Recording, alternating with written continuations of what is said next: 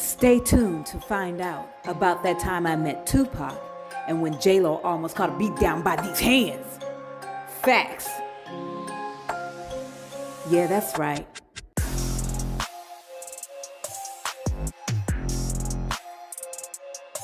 Living in the Bay Area, the high school I went to, we had a lot of celebrities that used to come to our school and talk to us, and I was actually privy to going to a show, a hip-hop Bay Area show at the time that was hosted by Dominique DePrima.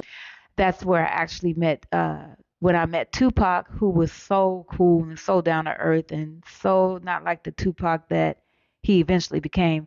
But anyway, I met Tupac, I had met Too Short, Digital Underground, and mind you, living in the Bay Area, we partied with celebrities. Celebrities would come to the clubs and stuff. So, and we were teenagers and stuff, and we would sneak in the clubs, and so there would be celebrities there, like they'd just be hanging out, and it was all gravy, right? So I was like, and that was as a teenager, and again, at that time, I was in the culture. When I was in high school, baby, like it was a wrap. Like, it, if I would have been starstruck, I should have been starstruck as a teenager. But anyway, so, and let me interject here. At this, after high school, and I was going to college, my goal in life, my senior year and my first year in college, I wanted to be a hammer, an MC Hammer dancer.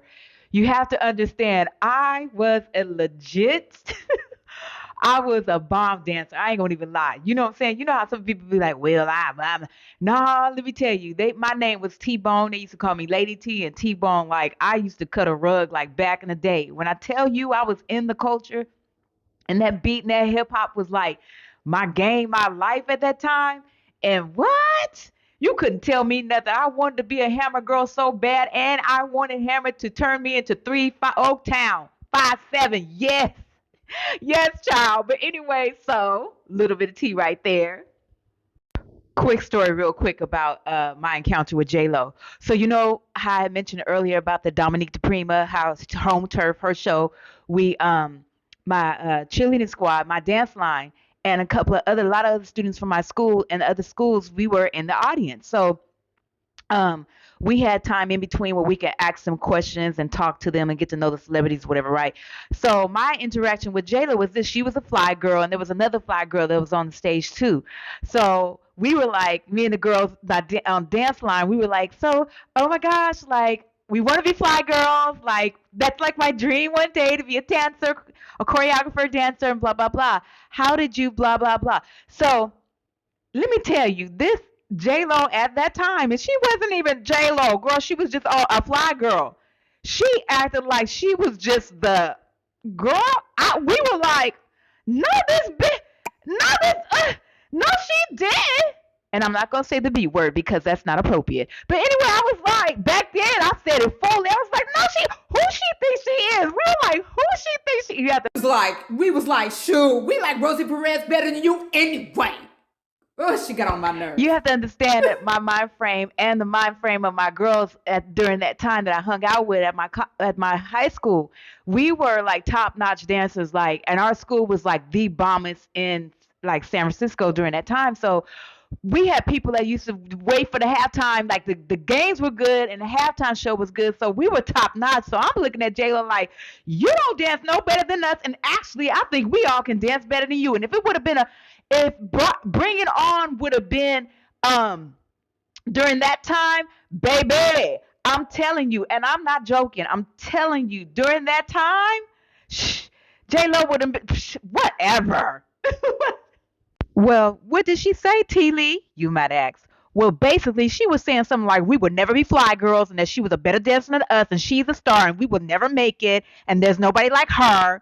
And no, what she should have said, she should have told us the truth.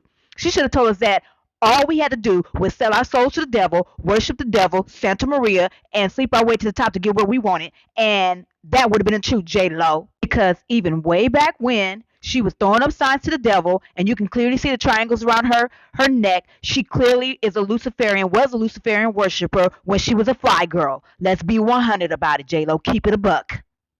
Real talk though, mostly all them celebrities at that time, they was worshiping the devil. They was already clearly in the game and caught up in the Luciferian Baphomet worship because they were all throwing up signs. You could see it in the pictures. The people that we idolized when I was a teenager and we adored and we loved and we were watching them blow up in front of the whole world, they were clearly devil worshippers. Sorry, I have to tell the truth. And real talk again, I don't care what nobody say. That hip hop when it came on and hit the scene and it hit the scene hard, it changed the hood. It changed the outside of the hood. It changed the rural areas. It changed the suburban areas. Everybody was trying to be a thug and thug it. Everybody was trying to be like the rappers and the celebrities who were strategically placed in movies, in the TV shows, and in the music industry. That stuff, when Boys in the Hood hit the scene, when New Jack City hit the scene, we saw a wave of thuggishness, thug road, thug life just come up at an astronomical level. We also saw a deeper rise in the crack cocaine. So can't nobody tell me that the entertainment industry cannot influence you. I am a living witness that it has, it does, and it's still doing what it does best. A lot of the people pump them all up, have them thinking all kind of crazy things, living all kind of crazy ways. 'Cause let me tell you, by the time I got to college, listen, y'all, your girl T Lee, and it wasn't even my background. My background was not thug life. My background was not dope, marijuana, drinking, all this stuff. Like my parents didn't raise me like that. And even when I got in a foster home, and my aunties and my uncles that raised me, and my grandmother that raised me, I wasn't raised like that. But let me tell y'all, when I was in college, you talking about I was a weed head. I was into rap, hardcore rap, DJ Quick. I mean, you name it. Like I was just like all in it and all about it. I was promiscuous. I was hoish while I was in college. I was running around hanging with people that I shouldn't have been hanging around. I was drinking 38s, taking 40s to the head, smoking dope when I woke up in the morning and smoked all day and smoked till like when I went to sleep. I was so toe up in the mind. And mind you, during that time, and you'll hear this on a later tape, I was recovering from the fact of a whole lot of childhood trauma, and I kept pushing down my back story and my back history, and I was numbing myself through it with the music, with the culture at the time, with the movies, anything and everything I could do that would numb down the pain so I wouldn't have to deal with it. That's what I got into. And let me tell you, the world, that the entertainment industries, the powers that be, they knew a lot of us at that time, that a lot of us had parents who ended up being on crack, or a lot of us was like around in environments like, if you had money it was good, but still we had to deal with racism. We had to deal with a lot of things, even though I was in a multicultural environment, and I was very smart and very intelligent. We still had to deal with the fact that the color of our skin. So there was a lot of things that I was going through, the reasons why I was acting out the way I acted. But best be sure that the world provides the soundtrack, the music. It provides the soundtrack, the music, and the tools needed for you to just force yourself to commit suicide. I was even going through that. There was a time while I was in college, like I had so much that I was running from in my mind, in my brain, from past childhood and early teenage trauma. Let me tell you, I used to have huge anxiety and panic attacks, a huge spirit of fear that would torment me. I used to wake up in the middle of the night. I was just telling my little brother this the other day. I used to wake up in the middle of the night, burst through the door, and run outside, not knowing where I was going, feeling like somebody was following me, trying to attack me, trying to drag me down, all these things. And I did it. I did it for one time a whole week straight. At first, it started off a couple of times a month, and then it increased to where it started being like weeks. But let me tell you, I would run, not knowing where I was running, and I would run to this park. I mean, not seeing nothing. I remember just it being black, just dark, just decrepit. And mind you, the soundtrack in my soul during that time, was suicide, murder. You ain't worth nothing. Use a B, use a hoe, you this and that. It ain't nothing to life but getting high. You have no future. You know, this is your life. This is where you're gonna end up. This is who you are. You know, all this stuff was playing in the back of my mind, right? But I used to run. And when I would get to the park, I told my brother, or when I would go to another place, I told my brother I used to take my head because I had all these memories from my childhood coming up. And I would take my head and I would just literally bang it on the tables. And when I was done, I'd have huge bruises on my head and I had a whole bunch of cuts in my feet. And I would walk back. I don't even know how I got to some of the places I got to. I would walk back to my house and clean myself up, stay up with all the lights on because I was afraid of sleeping in the dark, go to school the next day, do it all over again. So one of the mornings during when I had just had a bout, my homeboy from my music class, he was like, "Hey, let's go meet up at the library during our break because there's something I want you to listen to." So I was like, "Cool." So we met up, and he was like, "Listen, I think God is telling me that He wants you to hear this song." He was like, "I don't know why, but I think you need to listen to it."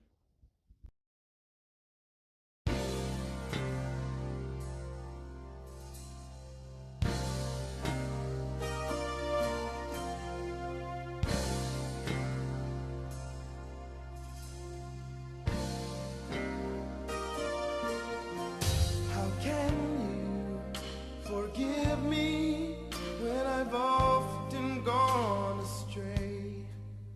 How can you think of me when I do things my way? Turning my back from you, the one who loved me first, having my own desires, renewing worldly thirst. You told me you loved me and I should make up my mind. You tell me come back now, but I keep wasting time, feeling so very weak.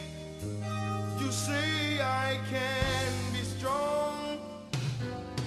I feel I've gone too far. You tell me to come home. You love me still, and I know this is real, and I am running back to you. I see you're standing there for me. Your arms are open wide,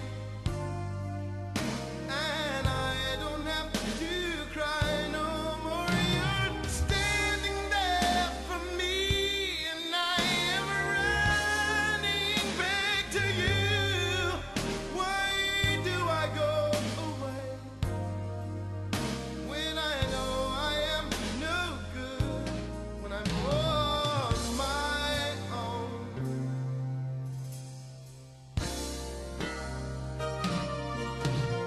You told me you could keep me, but I've turned it away. I failed you so much now, I don't know what to say. Using the same excuse that I am just a man. You tell me you've been there and hold your nail scarred hand so I can see. Now I know I am free, and I am running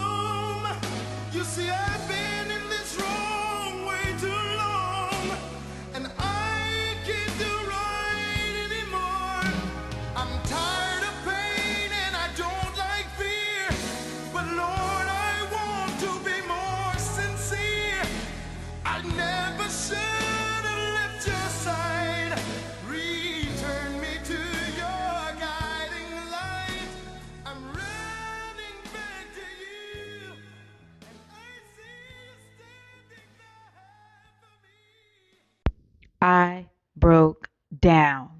I mean, I knew God was talking to me, and I knew I needed to change my life, and I knew He wanted to save me, and I knew that the life that I was living, I was just tired. I don't know if you ever just felt like tired. You just looking around like, dang, is this all there is to life?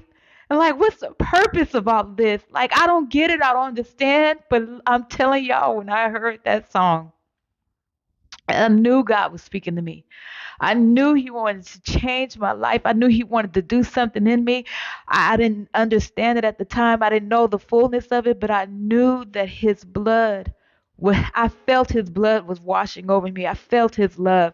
I felt His grace and mercy, and I felt that He was beginning the work of forgiving me and beginning to work inside of me. He was starting to move and do and shake things in me, because right after that, I'm telling you, I wept, I wept, I wept. My friend took me home. I couldn't drive, so he took me home, and I think for the next couple of days I just wept. I wept, I cried out, I talked to God, and I'm telling you, from that point on, listening to that song until the next phase of my life, I didn't smoke. I started changing my life. I got rid of the weed. I started hanging around the crack dope boys. I stopped dating one of the biggest dope dealers that I was messing with around in that time. I stopped dating him. I was like, I don't know. All I know is my life was starting to change. I didn't want to drink no more. Just the thought of drinking, just the thought of smoking weed, just the thought of putting crack, not crack, but putting cocaine lace into my weed. Just the thought of it would just make me Earl. And and I was just like going through these changes. I didn't want to go clubbing. I didn't want to see none of my homegirls. I didn't want to see none of the homeboys. I didn't want to be in the jungle anymore. I didn't want to be in the hood. This was in San Jose around this time. So this was like within, after hearing that song, within a couple of days, within a couple of weeks time span, I had left my apartment, and my friend, his sister, so let me back it up. My friend, the one that played the song, his father was a pastor of a church, and he played music for his church. And his sister, she was an evangelist, and her husband was an evangelist, and they had 5 kids.